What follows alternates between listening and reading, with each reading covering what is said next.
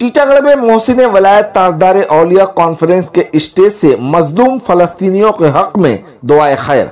आपको बता दें कि 12 नवंबर की शाम बारगाह शहीदुल औलिया के जेर तमाम अली हैदर रोड माठपाड़ा टीटागढ़ में मोहसिन वलायत ताजदार औलिया कॉन्फ्रेंस साहिब सज्जादा अब्दुल्ला खान अयाज कादरी सईदी साहब की सरपरस्ती में इनाकात पजीर हुआ, जिसका खास मकसद ये था कि ताजदार औलिया गौसल वरा की जात और सिफात से आवाम को रूसनास कराया जाए और फैज़ व बरकत से मुतफिज हुआ जाए। गौसल वरा के इस बद में शरीक शुरका ने बारगाह खुदाबंदी में जहां तमाम आलिम इंसानियत के लिए दुआए खैर की, वहीं फलस्तीन के मजलूमों के लिए भी दुआए खैर की गई।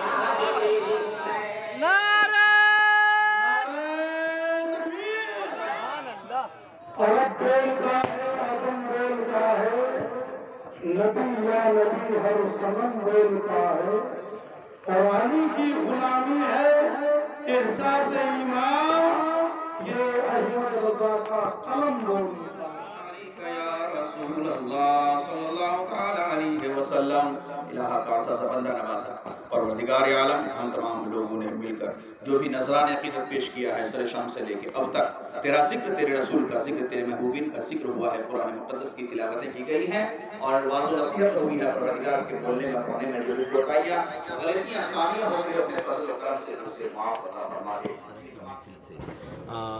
ये दीवांगी है कहीं ना कहीं। हमारे अब्दुल अयाज साहब की तबीयत जो नासाज है, इसके बावजूद भी उन्होंने इस तरह से गौसल वरा की ये महफिल सजाई है। देखिए, सबसे पहली बात तो ये है कि हुज़ूर गौस आज़म रज़ी अल्लाह तआला अन्हु का कौल है कि गौस आज़म की महफिल वही मुनाकिद करते हैं जिसे गौस आज़म चाह लेते हैं। यकीनन ये गौस आज़म का रूहानी फैज़ है उन पर कि इस तरह परेशानी और मुसीबतों में भी गौस आज़म की महफिल का इनेकाद किया। गोया कि गौस आज़म ने चाह लिया उनको और इसलिए वो हर साल गौस आज़म की महफिल मुनाकिद करते हैं। ये खुशनसीबी की बात है। गौसल वरा के इस कॉन्फ्रेंस से उन लोगों को क्या मैसेज देंगे जो कहीं ना कहीं जिस तरह के माहौल हैं, जिस तरह से पूरे हमले किए जा रहे हैं हर तरह से, सिर्फ फ़लस्तीन नहीं पूरी दुनिया की जो बात की जाए तो कहीं ना कहीं हम पे हमले हो रहे हैं, एक मायूसी का आलम है। यहाँ से एक उम्मीद की किरण गौसल वरा के इस कॉन्फ्रेंस से क्या दे सकते हैं पैगाम? देखिए, हम ऐसी सरज़मीन पर हैं और इतनी दूरी है हमारा और फ़िलिस्तीन का कि हम तो यहाँ से बहुत ज़्यादा कुछ नहीं कर सकते, लेकिन हमें एक हदीस पाक याद आ रही है। हदीस में आया है कि दुआ मोमिन का हथियार है। हमने अपनी मजलिस में दुआ की और हमेशा हम दुआ करते रहते हैं जुम्मा वगैरह की नमाज़ में, और पूरी दुनिया इस वक्त दुआ कर रही है। हम ये सिर्फ नहीं देख रहे हैं कि चूँकि फ़िलिस्तीन मुस्लिम मुल्क है इसलिए, नहीं, हम ये देख रहे हैं कि वो मज़लूम है। हम हर मज़लूम के लिए दुआ करते हैं।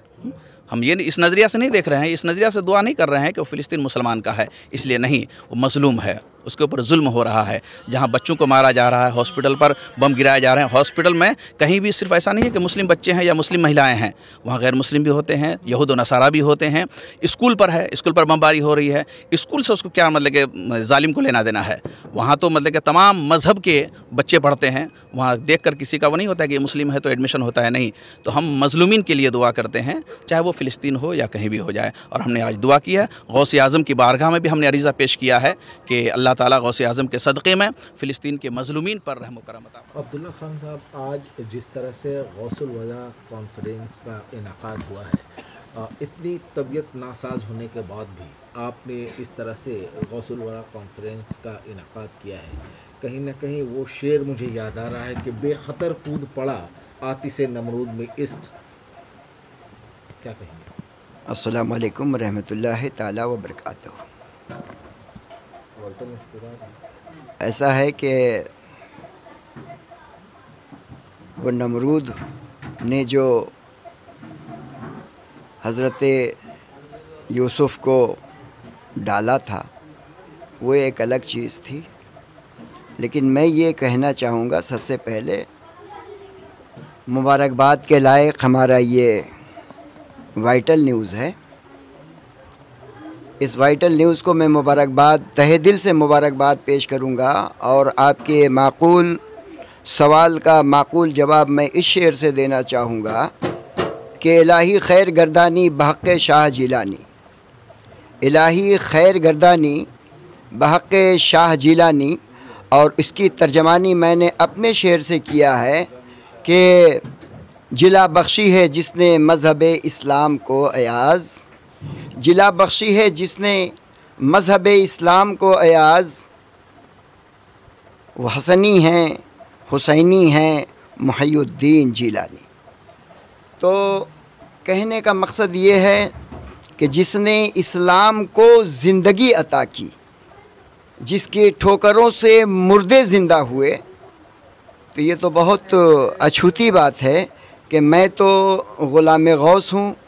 यही वजह है कि मैं आज की तारीख़ को एकदम अपनी तौर पर महदूद रखा, इसको मुनहदम ना होने दिया और डॉक्टर से मैंने लड़ाई ले ली कि जैसे भी होगा मुझे छुट्टी देनी होगी, इसलिए कि गौसे पाक रज़ियल्लाहु ताला अन्हु का उर्स मुबारक जो हुज़ूर सरकार सईदुल वली अलैहि रहमा चाँद की 27 तारीख़ को किया करते थे, वही तारीख़ मैंने हमेशा लेकर के चलने की कोशिश की है। उसी तारीख़ के बिना पर मैंने डॉक्टरों से झगड़ा किया और झमेला किया और अल्हम्दुलिल्लाह मैं आज हाज़िर पज़ीर हूँ कि गौसे पाक रज़ियल्लाहु ताला अन्हु का उर्स जो खानकाह सईदुल वली में हमेशा होता चला आया है, इस मरतबा भी नागा नहीं होगा, एब्सेंट नहीं होगा। इसके लिए चाहे मेरी ज़िंदगी रहे या जाए। अल्हम्दुलिल्लाह डॉक्टरों का ये कहना था कि आपको ज़्यादा बोलना नहीं है। मोबाइल भी मुझसे छीन लिया गया था। आज देखिए मेरे कंधे पर प्लेटिनियम प्लेट लगा हुआ है। डॉक्टरों का कहना है कि ज़्यादा आपको बोलना नहीं है, ज़्यादा आपको बैठना नहीं है, लेकिन अल्हम्दुलिल्लाह आज मैंने थोड़ी सी बुख़्ल से काम लिया है कि माइक पर मैं जाने से ख़ुद को कतराया हूँ। माइक पर मैं नहीं गया, मैं अपने आलिम दीन की क़द्र की, और ये मेरी नहीं आदत है बल्कि मेरे पीर मुर्शिद की आदत है कि आलिम दीन की उन्होंने हमेशा क़द्र किया है, उलमा की इज़्ज़त की है, वो मैंने आज किया है। मैंने अपने पीर मुर्शिद के बताए हुए सुन्नत पर अमल करने की कोशिश की है। अब्दुल्ला साहब, डॉक्टरों के कहने के बावजूद भी आपने इस तरह से जोखम लिया है, ये मेरा ये कहना है, ये जोखम आपने लिया है तो कहीं ना कहीं दीवाना है। नतीजे से क्या मतलब? देखिए, दीवानगी तो तब कहेंगे जबकि अल्हम्दुलिल्लाह लोग मुझे सही मानों में दीवाना कहें, लेकिन इससे आपकी बात से मुझे कोई भी एतराज़ नहीं है। यकीनन ये एक छोटी सी दीवानगी ज़रूर है और ये दीवानगी मुझे मेरे पीर व मुर्शिद ने अता किया है। आज जिस तरह की ये महफिल सजी है गौसुल वरा के इस स्टेज से कहीं ना कहीं उन मज़लूमों के हक़ में भी दुआएं खैर की गई हैं। जी बिल्कुल, मैं भी उन मज़लूमों को अपने तहे दिल से ये दुआ करना चाहूँगा कि अल्लाह रब्बुल इज़्ज़त अपने हबीब पाक सल्लल्लाहु तआला अलैहि वसल्लम को के सदक़े उन तमाम शहीदों को जन्नतुल फिरदौस में जगह अता फरमाए। और ये जो है 12 तारीख़ हज़रत जो है 1 तारीख़ से पहले, 1 नवंबर से पहले हमारी एक मीटिंग हुई जिसमें से 12 तारीख़ मुनख़तब हुआ, और इस मुनख़तब में हज़रत ने कहा कि 12 तारीख़ को 27 पड़ रहा, उस दिन हमारे यहाँ ये प्रोग्राम होगा। मगर हज़रत की 1 तारीख़ को बूथ के रोज़ तकरीबन 1:30 बजे बीटी रोड पर एक्सीडेंट हो गया। पहला फ़ोन जब मेरा आया, मिस्त्री साहब ने कहा कि हज़रत का जो है एक्सीडेंट हो गया। जब मेरे मतलब है कि ख़ुद जहन काम करने लगा, मैं बेहोश जब गया हज़रत को बेहोश पाया, और बेहोश पाने के बाद ही हम वहाँ पहुँचे। वहाँ जाने के बाद मैंने हज़रत को संभाला, और संभालने के बाद फिर वहाँ से बेहोश से आरजिकल से फिर ये मिडिल लाइन में जो है वहाँ एडमिट रहे 10 रोज़।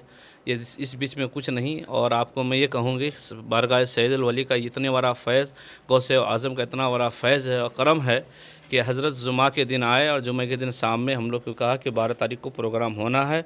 शनिचर से लेकर के आज एतवार पड़ गया, 10 तारीख़ को आप आएँ और 12 तारीख़ को ये प्रोग्राम हुआ।